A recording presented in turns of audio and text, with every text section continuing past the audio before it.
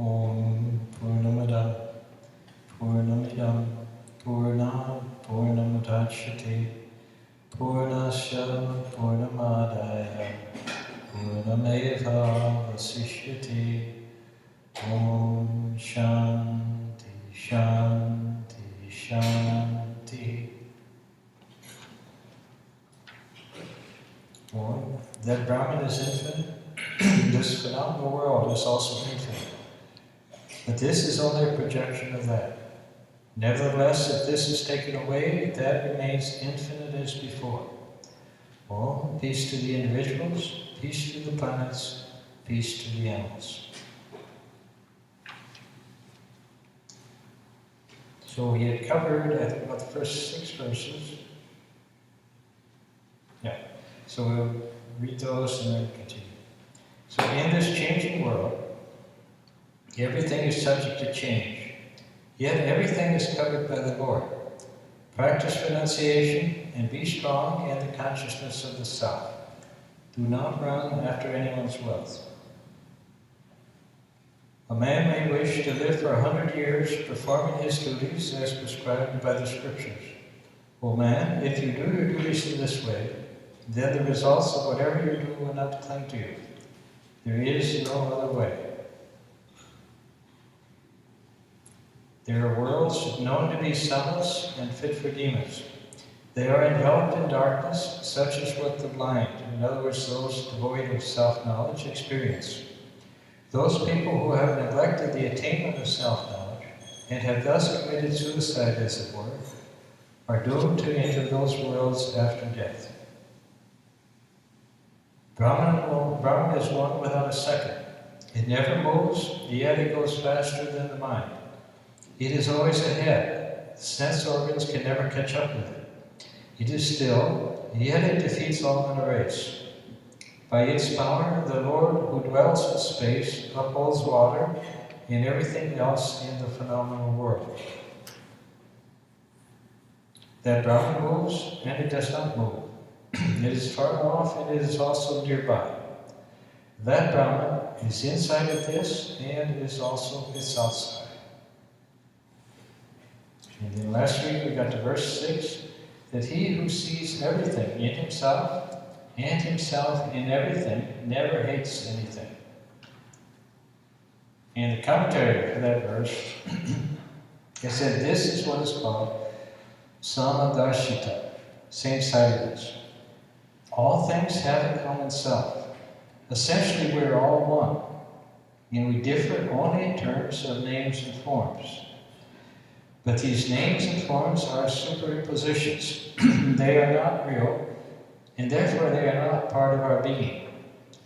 Names and forms are like a thin veil through which the real being within has to be seen.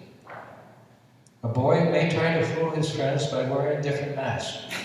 First he wears the mask of a tiger and behaves like a tiger. Most of his friends are frightened. The next moment he wears the mask of a monkey and jumps around like a real monkey. This time his friends are amused. This goes on for a little while, but finally the boy puts aside his mask and appears as he is. The boys then know that he is one of their own. He had always been the same, but the mask made him look different. We are all one and the same, Brahman. Only the names and forms make us look different. So this mantra urges us to see that we are all one in essence. From Brahman down to a blade of grass, there is only one single entity. It is not a matter of parts joined together to make a whole. The self is homogeneous. If I hurt you, I hurt myself. We can only be happy when we are all happy. We are all one, humans, animals, insects, and plants. The goal of life is to realize this oneness of being. To feel one with all leaves no room for hatred or secrecy. There is only room for love.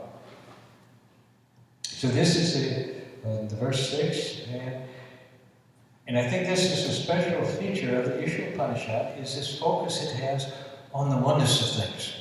You know, remember the very first verse, it says, "Fear God over everything, and through this do not covet anyone's wealth."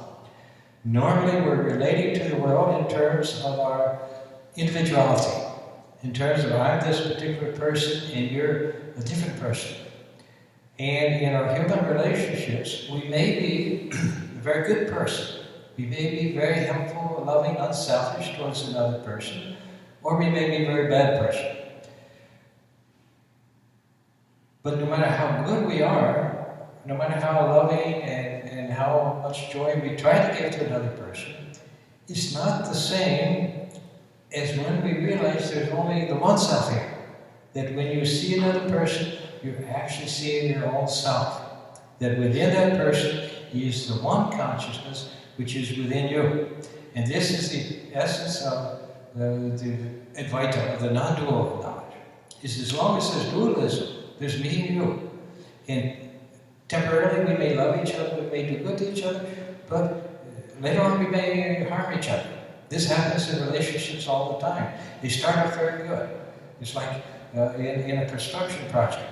It starts off very happy and friendly, and then as things start to run behind schedule, and as a contractor realizes he's not going to make money, then suddenly all this friendly gets very tense. So like that, in our human relationships, as long as we're seeing difference, as long as we're interreacting as separate beings, there's always going to be friction.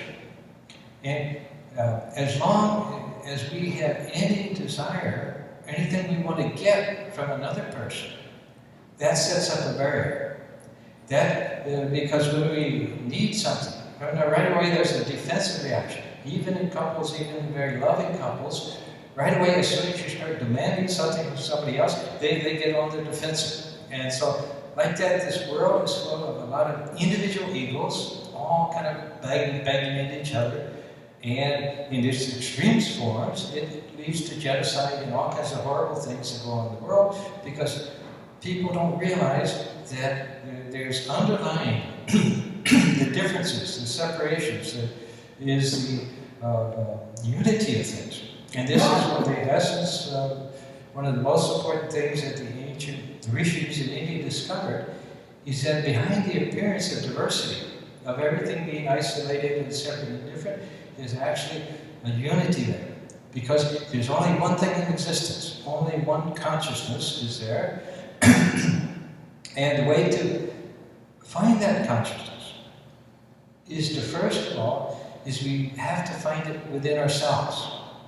And this is, right, they say, you need to know the self. Self with a capital S. Self with a small s, well, that's your personal self. That's your individual self, and it will experience the human life. It will have some good, some happiness, some sorrow, some misery, some problems, all these things that it will be in a very short span of time and very kind of limited and finite. But within that personal self, that individual self, our human identity, within that there's the real self, the real consciousness, which is what we are, who we are.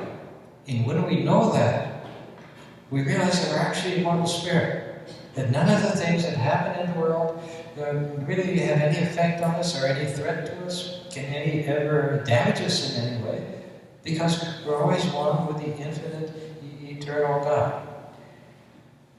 And when we realize that about ourselves, when we discover that level of consciousness within ourselves, we also then realize that this same consciousness is within everybody else. You know, this is what I mentioned from Swami Varadananda. How he said that when you go beyond the body, the physical sensations, and you go also beyond the mind, go deeper, you discover that you're actually a point of spiritual consciousness. And he said you just feel, you discover that consciousness, that spiritual consciousness which you are, is part of something much vaster, a vast ocean of consciousness. And he said that when you come out of that experience, and you come back out of that samadhi, you come back into the world, the awareness of the world, you realize now, you know, that that same consciousness, which you call myself, which is that same consciousness, is equally within everybody else. And this is what this verse says, is that the person, the realized soul, the one who's fully realized the truth of things, sees himself, sees everything in himself, and himself in everything, and therefore he never hates anybody. He never wishes harm to anybody. Because it's like you bite your tongue, you feel the pain. And so it's like that. As we interact, we whatever we're doing, we're doing to ourselves. Now, in this universe of the paradoxes, we're not aware of that usually. So, in the laws of the universe, you have the laws of karma, which basically are the fundamental principle of behind the laws of karma. He said, whatever you do to somebody else comes back to you. If you do good to another person, then good karma, good results, it will come back to you. If you harm another person, if you do bad to another person, then eventually bad results. Bad karma will come back to you. And so, like that, within nature itself, are built-in laws which gradually push us on to this realization. When we're going in the right direction, then good karma, good results, happiness, peace, things start to come to us, and we start to have a very happy life. When we're going into the wrong direction, then we see that the negative things start happening, and the bad karma starts coming back, and eventually we begin to think, there's got to be something better than this. I keep doing things and I keep getting more and more trouble, more and more problems, and so eventually it pushes the soul back. So, as individual souls, as individuals who are ignorant of our true nature and of our relationship to God, we are kind of eventually being pushed back into kind of the right direction, so that eventually everybody has to get reunited with God and back to where they start. So now, as we approach the world, in our activity, in our work, and so forth, we mentioned earlier that there's three basic attitudes that you have towards your activities, towards work. And the first attitude we talked about before is the attitude of competition. Many people in the world, when they go to work, they have jobs and things, their basic attitude is competition. I'm going to get ahead. I'm going to push my way up the corporate ladder, and I just shove anybody out of the way. And this happens in offices. And this is common complaint among Indians who are like working in corporations or engineers and things. He said they're sincerely doing the work, and not trying to take credit for it or anything. Other people, though, they're grabbing the credit. They're doing all kinds of politics and all kinds of back, and they end up, getting the credit, whereas the humble person kind of gets walked over. And so, like that, many people in this world are operating with this principle of competition. And this is basically the animal level of consciousness, which is based upon the survival of the fittest. The strongest animal, he gets the food, he gets the mate, he gets everything he needs by shoving or killing everything in his way. And so some people approach life in this way, and then for them, this world, this life, it's a jungle. It's a big jungle, and they're always struggling. Now, other people approach work and so forth with the attitude of cooperation. They realize that rather than fighting with everybody, that if we can kind of cooperate together, work together, then we get better results than if we're all kind of battling each other all the time. And so this attitude of cooperation, this represents the human level of consciousness, because it was through man's capacity to work together that all of civilization, everything came out of that. Otherwise we'd still be back in the caves or back in the jungles. Because men could combine together and build buildings and do things like that, then we see life goes much better. I help you and you help me, and we both prosper. We both get along. And So that the attitude of cooperation is higher than the attitude of competition, and it represents the human level of consciousness. However, in cooperation, often the idea behind it is I help you and you help me and we both benefit. But if you don't help me, I don't help you, and because it's not doing me any good, and so there's kind of limits to our cooperation. Now, I forget if I told you this before, but back when we were first starting the Parliament of Religions, this was back in the 80s, we had our first Parliament in 93, and so we came together, we formed the Parliament, we were working, and one of our deputies, Zoroastrian, named Hinton, he knew the president of American Can Company. And that's a very, very big corporation. And he was president of this corporation. And he was just getting ready to retire. And so he told Hinton, he said, as soon as I retire, I'll help you raise funds. And so, but then, so he retired, and then a couple of weeks later, though, he called Hinton and said, well, I'm sorry, I couldn't get any funds. As soon as I was out of power, nobody would help me. A week before, when he had power, then everybody would be glad, whatever you want, he'd be glad to give it. But as soon as he said he knew it would happen, he just didn't know it happened so fast. All his old friends, everything suddenly, all the doors were shut. And it's like this, that a politician has a dinner, fundraising dinner, like me, and they could raise $100,000 just like that, because everybody's expecting favors in return. And so, like this is how kind of cooperation tends to work in human society.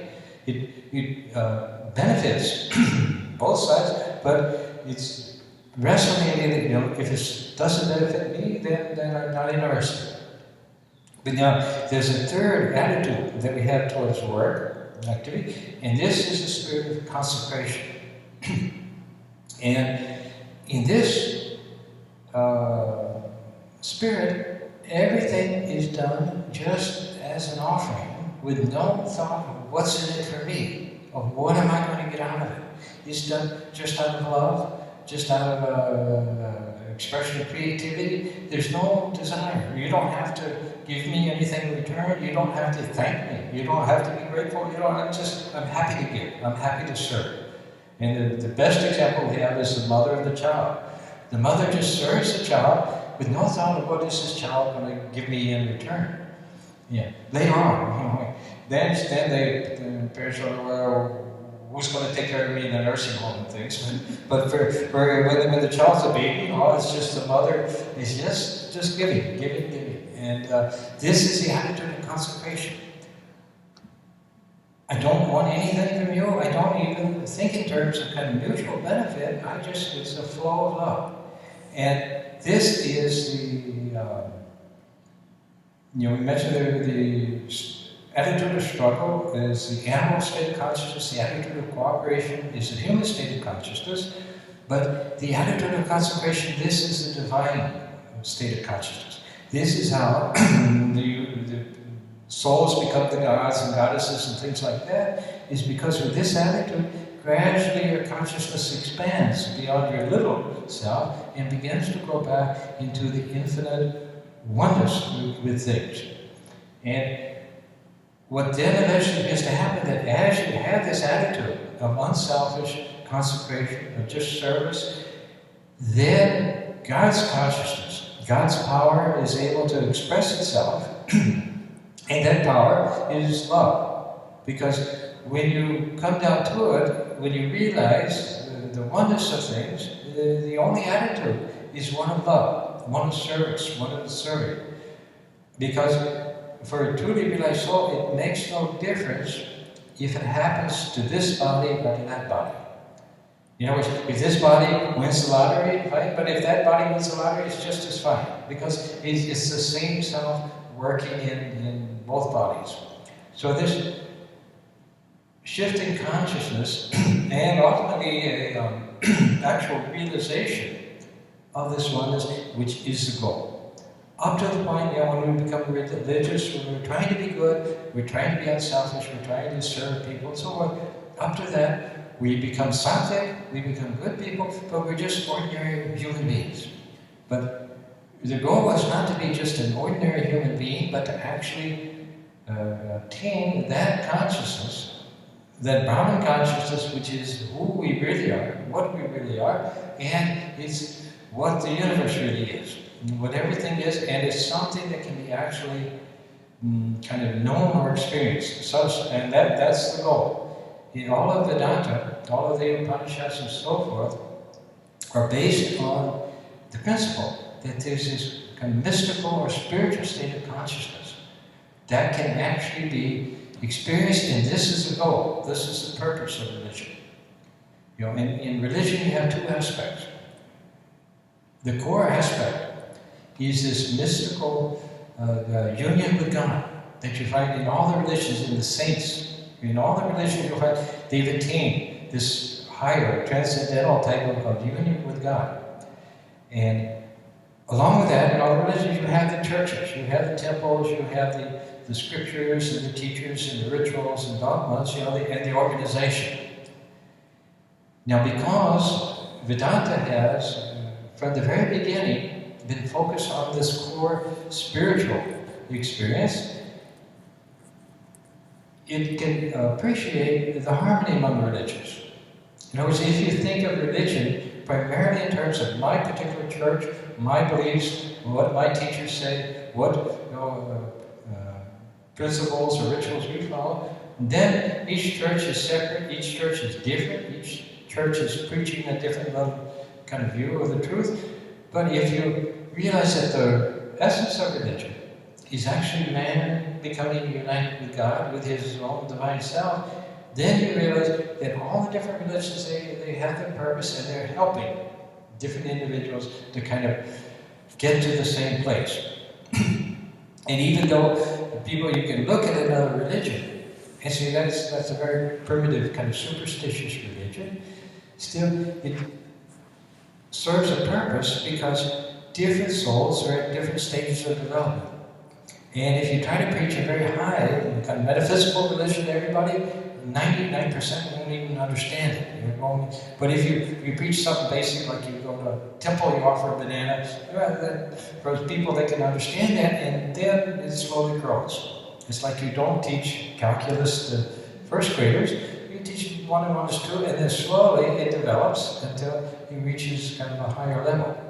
So the essence, the foundation of all of Hinduism, particularly Vedanta, is the idea that this God, Spirit, all these are something that can be actually realized, something that can be experienced, and this is the whole purpose of it all. This is the goal. And what you experience, when you get to that, is this oneness of things, this totality. You realize there's only one self there, one consciousness there, and that consciousness is the ego, the identity in each and every individual. And then, you can think in terms of heaven or things like that, but all of those things are ultimately limited. Because there's heaven and then there's other hells and things like that, other things. But when you get to this union with the divine, this actual experience of divine and this oneness, then, there's kind of nothing that you can go beyond that. And if you get even a little tiny bit of experience of that, even a little tiny bit, a taste of that, it transforms you. And because you're moving into the spiritual reality of things, you're moving into the oneness of things, and your life then automatically starts to become in harmony with things. You start to play the role that you're meant to play. Each of us as an individual, as a human being, we're like a thought and mind of God, God expressing itself in a certain way. Each of us, we have our own particular nature, our own particular talents and abilities, and if we realize that these talents, abilities, whatever we have, is actually just God, consciousness expressing itself, manifesting to us, that is God's power, God's talent, then we won't get into trouble. Trouble is we recognize, I've got these wonderful qualities, and I'm so intelligent and good looking and things. And then we claim and say, oh, I'm such a wonderful person, and then we block out God. And this is, the principle is that there's only one consciousness, and there's only one life force, one prana there. And through the sense of ego, we sever our connection with that one life force, that one consciousness, and then we become very limited. And as Christ said, it's like you cut the branch off from the tree. Now that branch may be full of beautiful flowers and beautiful fruit and everything on it, and that branch may think, oh, I'm such a wonderful being. I have such beautiful flowers, such beautiful fruit, oh, I'm so wonderful. But because it's cut itself off from the tree, within a few days, everything withers. And this is what happens in life. As human beings, we find eventually everything starts to wither. We start to just get old, we start to lose our energy and things, and feel ourselves kind of disintegrating. But when you're connected to the tree, when the branch is connected to the tree, then all the sap, all the life force and everything is feeding into that branch. And then there's no limit to what can be happening. There's no sense of deterioration and things are there, because you're still one with the tree. The more oneness you have with that tree, which means getting the ego out of the way and allowing the divine, universal divine consciousness to come in, then the more you prosper, inside and out. So this particular Upanishad, Isha Upanishad, this is, I think, the special feature of it is that focus it gives upon he who sees everything in himself and himself in everything, never hates anything, but seeing that oneness of things. And he used the example of the child who puts on different masks. Normally we look at the world and we say, oh, this person's bad, this person's a criminal, or this person's a tyrant, or this or that. We look at another person and say, this person's good. But when you realize it's all the one Lord taking on different roles, putting on different masks, but within it is our own, very own self, then you begin to transform your vision. Now, to fully appreciate this, it has to be realized. It's something that has to be experienced within ourselves. When we experience ourselves as spirit, then we know. Yes, for sure, everybody else is spirit. When we experience our own real self, then we realize that this is the self of all. But as a practice, just beginning to think in those terms, that with a part of your mind, whenever you meet people or interact with people, a part of your mind says, okay, this particular form is here, this particular human body is here, but it's actually the Lord Himself, the Spirit that's there. If you can begin to think in those terms, you see how your relationships with people change, and how your whole experience in life gradually is getting transformed. Instead of seeing everything as good and bad, as I like this and I don't like this, you start to, and this again was in the first verses, rather than relating to everything in terms of judgment, in terms of this is good and this is bad, this person's good, this person's bad, or I like this and I don't like this, instead of relating to the world as it appears to be, reacting to how things appear to be, and judging, instead of that, if you focus on the underlying oneness of things, the underlying spiritual reality of things, then you see your whole attitude, your whole experience gets transformed. From a world in which sometimes you have experiences you like, and sometimes you have experiences you don't like, some are pleasant, some are unpleasant, you now begin to have a connection with the underlying divinity, which always brings joy. Normally we relate to things in terms of the forms. We think of people and things in terms of their forms, in terms of their behavior, their personality, and things like that.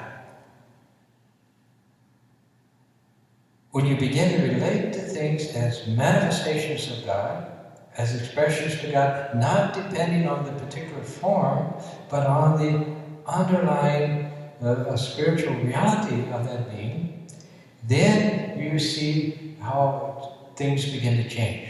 Because now, instead of being totally absorbed in the appearances, you're now, part of you at least, is aware of the God's presence in every situation, in every action. And then you see how much things change. As we quoted many times, Swami Varadananda said, that for the evil person, this world is hell. He finds himself surrounded by evil people on all sides. For the good person, this very same world is heaven. He finds himself living in a very good world full of good people. But he said for the yogi, this very world is God himself. And that divinity, it can begin to actually be experienced as we grow into the spiritual consciousness. As good people, as good human beings, we live in a good world. And we will find ourselves with friends, because whatever the state of our consciousness, we tend to draw people's experiences and things relating to that. It's like the criminal, the bad person, he hangs around with other criminals. He doesn't go to temple or church. And the same way the spiritual people, they're drawn to a temple. I remember when I went to India, I was so impressed. We'd go, we have centers all over, and we'd go stay at the center. And I was impressed about how nice everybody was, how nice all the devotees were. But then one time I think, wait, everybody I'm meeting is devotees. If somebody comes here to this country and just goes to churches, they're going to see, oh, very nice people. They're not running into all the kind of the buggers and everybody else who's out there. So anyway, so like that, we'll tend to attract whatever kind of experiences according to our state of consciousness. Now, as a good person, like I said, we'll tend to attract good people around us and have a good human life and be good people and happy people. But as spiritual, when we become spiritual, then you're actually entering into the consciousness of God himself. And this slowly unfolds, as one mystic said, going from glory to glory. There's this whole wonderful, because remember we were talking Brahman. It sounds abstract, it sounds kind of metaphysical and uninspiring, but you're actually talking about the source of the entire universe. And even though we can't really appreciate what it is, you have to appreciate there's something really worth looking at. So like that, as we become aware of that presence, then everything, the whole divinity, the whole infinite divinity of God, can begin to start to unfold within us.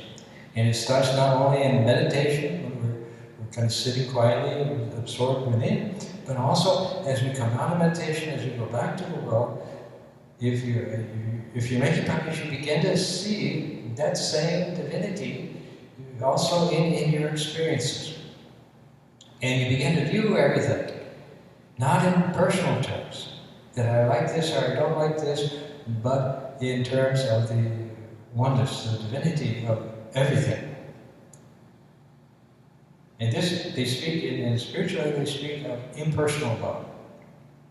Normally our love is personal, meaning that I as an individual direct my love to certain people, who are my family, my friends, certain people I like.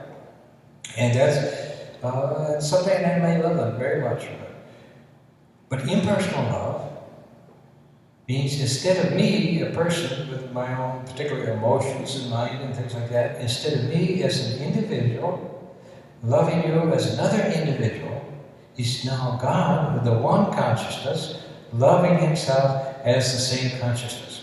And that is a much kind of higher experience than anything that we personally can experience. In this, a person actually starts to move into that. And each step, even the smallest step, in that direction begins to take all of the suffering and unhappiness and dissatisfaction out of life. Because we said before that everybody's searching for happiness. But the idea is that, first of all, you have to be happy. And then every experience you have will be happy. When people think, oh, if I get more money, I'll be happy. If I get a new car or a yacht or something, well, that gives like a temporary lift. But basically, a person can have everything, every kind of wonderful pleasure in this world, and still be completely unhappy, can be completely dissatisfied. But when you begin to find the happiness, which is Ananda bliss, this is another aspect of that real self within. When you begin to find that, then you'll find that every experience you go through is happy. Even when you're struggling, even when you're in financial difficulties, things like that, a person who's found his inner kind of source, he just floats through all that. It doesn't disturb us anymore, and everything becomes filled with joy. Because the self we're moving towards, the Brahman we're moving to, but one of its aspects is Ananda or bliss. That's our very nature. If we're not happy all the time, it's our fault. It's because we've blocked it out. It's like the sun is there, the sun is always shining, but clouds can come and then things can get completely dark. And like that, our mind, it puts barriers between this higher consciousness and what we experience, and in between is the mind. And it can completely block out the light. And so that we're living in total misery, but yet all the time the sun is there. It can never be lost, it's always present, it's just whether or not we're aware of it. And when we talk about spiritual practices or meditation, things like that, it's really, all you're trying to do is to remove the clouds that are keeping the light from coming in. It's not that you're doing something and then God rewards you and says, oh, you were good, so I'll bless you. But it's as you remove the obstacles, then automatically the light will come in, and as soon as it does, you find yourself getting, going beyond all the ordinary unhappiness and misery and things in life. You find yourself just going beyond that, and that even what you call negative experiences, painful experiences, they don't bother you much anymore. Because you found something, you found a solid base, and then everything else becomes solid. You know, like Swami Varadananda gets it that if you touch even the fringes of spiritual experience, he said, even the greatest joys in this world, the greatest success in this world, it appears dark and dim, like a dungeon, compared to the light and the freedom and the joy that you can experience as you become aware of your own inner self, the true self within.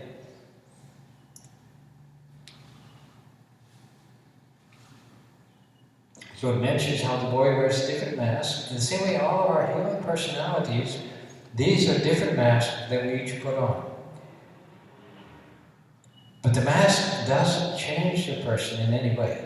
Whether we wear the mask of a good person or the mask of a bad person, we're still the same in our essence, in our true nature, and we're just putting on different forms. And these different kind of forms we put on, these are what Chakra referred to as the upadhis, limiting adjuncts. The idea, as soon as we attach to a certain quality, and it may be a good quality, it may be I'm very well educated, I'm very successful, have a very good family, have a very good home.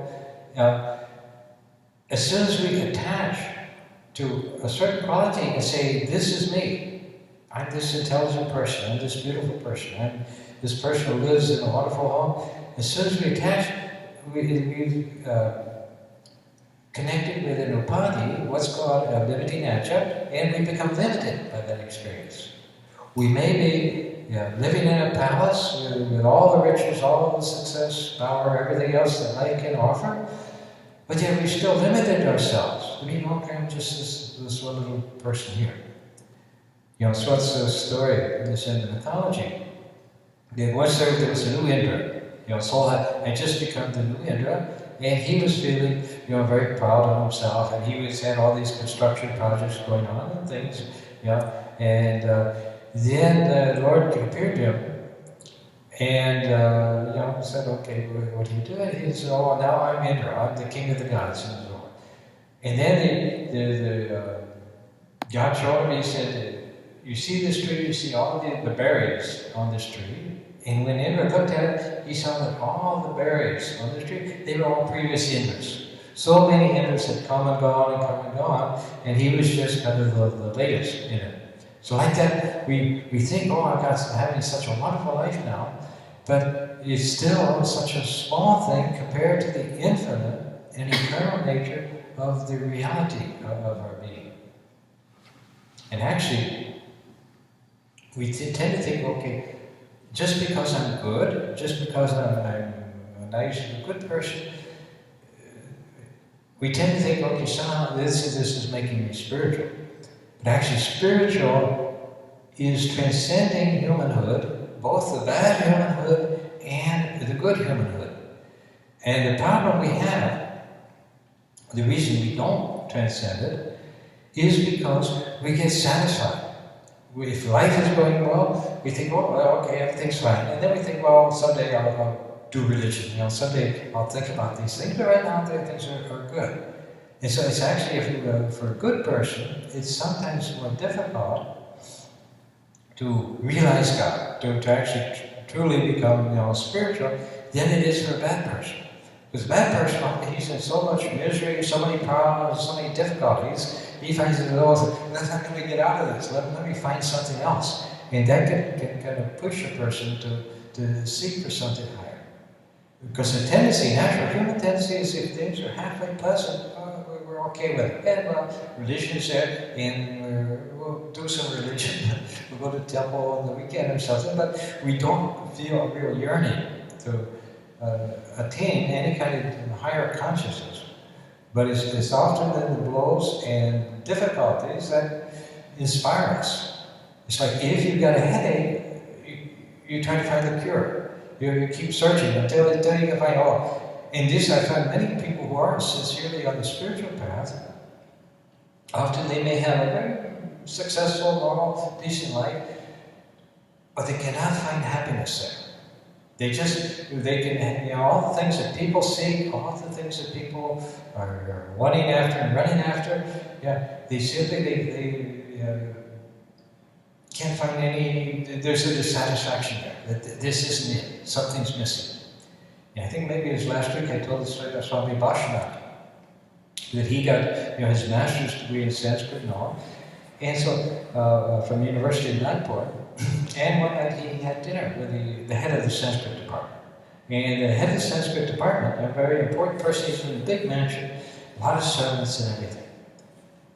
And but he told Swami Varadananda, he said, you see, I live in this big house, I have all these servants. He said, my wife is just overjoyed. She's just dancing, she's so happy with it. But I feel like I've swallowed a hot iron ball. I'm just miserable. And like that, at a certain point in the soul's development, there'll come a point where I just can't get any satisfaction in the world. And then you're really ready to search, to seek something higher. And but often that comes not through your own kind of wish, but sometimes it's just knocked into you kind of.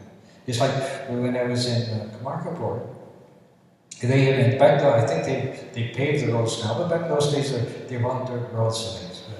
And so this farmer was coming along, and he had a ox cart being pulled by a water buffalo. And because it had been a rain recently, there was a great big puddle in the middle of the road. And when the water buffalo, he got to the puddle, he just plumped down into it. And you could tell he was just the happiest water buffalo you ever saw. And he was just laying there. And then the farmer, he had like a little stick, like this. He kept started jabbing the water buffalo, and so finally the water buffalo got up and started moving again. Well, on our spiritual journey, we reach points where we just pop down, and we say, oh, this is great. And then sometimes life will just kind of start to poke us, and then we have to start moving again.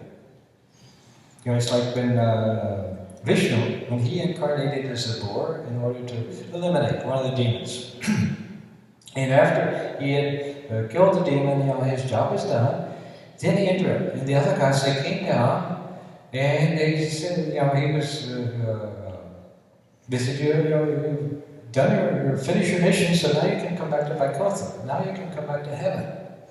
But then Vishnu told him, he said, what do you mean? I got this wonderful big body, I got the little piglets, I'm living in the pigsty, laying in all this mud, I'm getting corn cobs, you know, how can anything be better than this? And so then all the guys they had around there, Shiva, and Shiva came back and he stabbed the pig with his trident, and then Vishnu came out and he laughed and said, I can't believe I wanted to be a pig. But this is what happens. We actually are in a very limited state of existence, but we think, oh, it doesn't get any better than this, and it's very difficult to want to leave it. And this is the problem. Yeah, we want to be happy. We want to remove our problems. We want to have good health. We want to have peace of mind. We want all these, but to actually go out of this consciousness to something higher, most people aren't really, you know, that interested in. So like that. But what we're ultimately, and this is ultimately for all souls, this is what we will go to, is back to become reunited with the divine, infinite, unlimited, blissful source from which we came, from which we never left, and we'll just become aware of it again, and then we'll find that the idea of, oh, I've got to take on another body and go through all this, it won't appeal to us anymore, and that's where it becomes mukti, or liberation. It's not going to heaven, because heaven you go for a while, and then you come back to earth again, but mukti, liberation, means you've now everything, you've got everything. And the idea of becoming a little king somewhere, you know, when you've had the whole universe, then it doesn't mean anything anymore. So any questions on this? So we got this, so got up to verse 6. He who sees everything in himself, in everything, he never hates anything. And then the next verse, which we'll get to next week, is when a person knows that he himself has become everything, and he knows the oneness of things, how can he hate or love anything? So we'll look at that verse.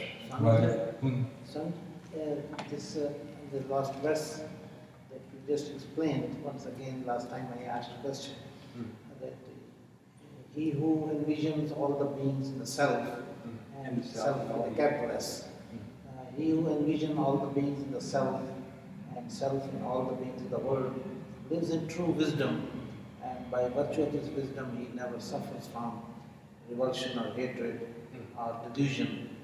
That is true, but why people of such a nature, who have reached such a high spiritual level, they get hated by outsiders? The example being, Buddha died because of somebody gave him poison. Jesus Christ died, he was crucified. Lord Krishna was hit by an arrow, though he was God himself. Mahatma Gandhi was a spiritual man, he was killed, assassin. Why such a spiritual high souls?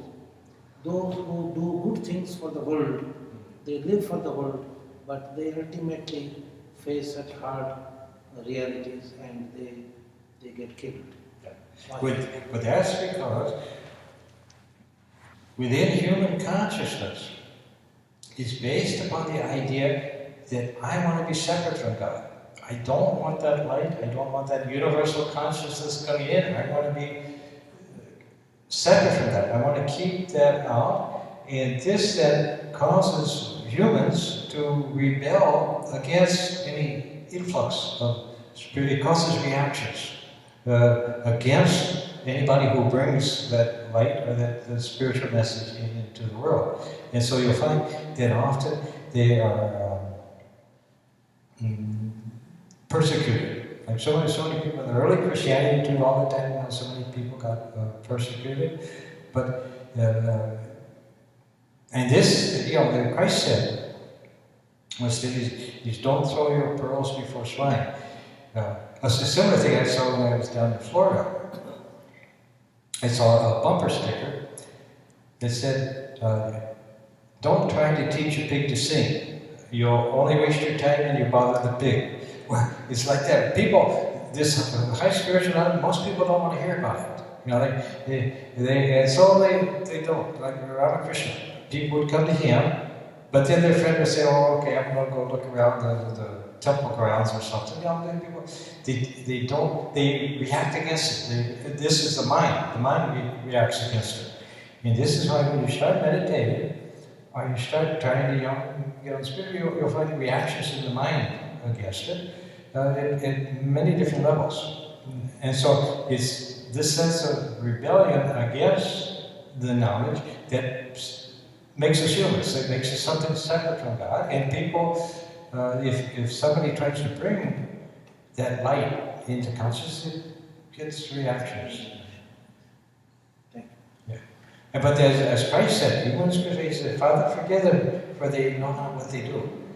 In other words, they're ignorant of their own divine nature. They're ignorant of their wonderful kind of true self, and so then they do these terrible things, but it's out of ignorance. But that ignorance is not just a matter of knowledge, it's a matter of layers of ignorance in the soul, and spiritual life is trying to work yourself through those layers to gradually remove them. But it's very difficult. It causes reactions within you, and it also, when you try to bring it to other people, it causes reactions against them. That's why they say, particularly, be very careful who you talk to about your spiritual life.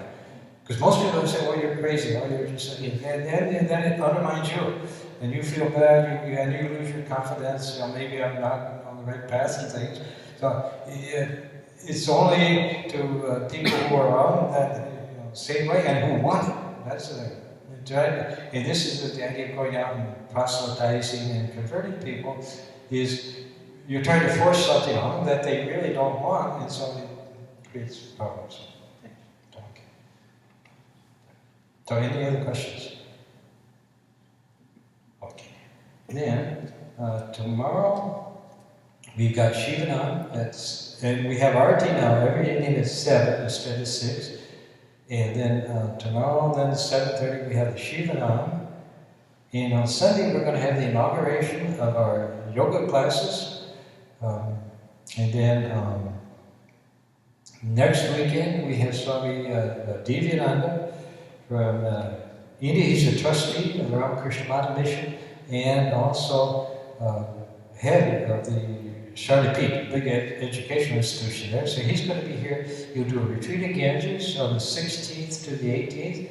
And the evening of the 18th, we'll have a fundraiser dinner over at the Hindu temple in Gupta Dining Hall with him. There's no charge for the dinner. It's open to everybody, and so you're free to come. And I think that's a Swami. There's another Swami, Vivekananda, who's coming sometime in June. And also Swami Isha Upanishad. At the end of May, he's going to Canada, Toronto, now for a week or so. And then shortly after he gets back, he goes to India for a couple of weeks. So he'll be gone quite a bit.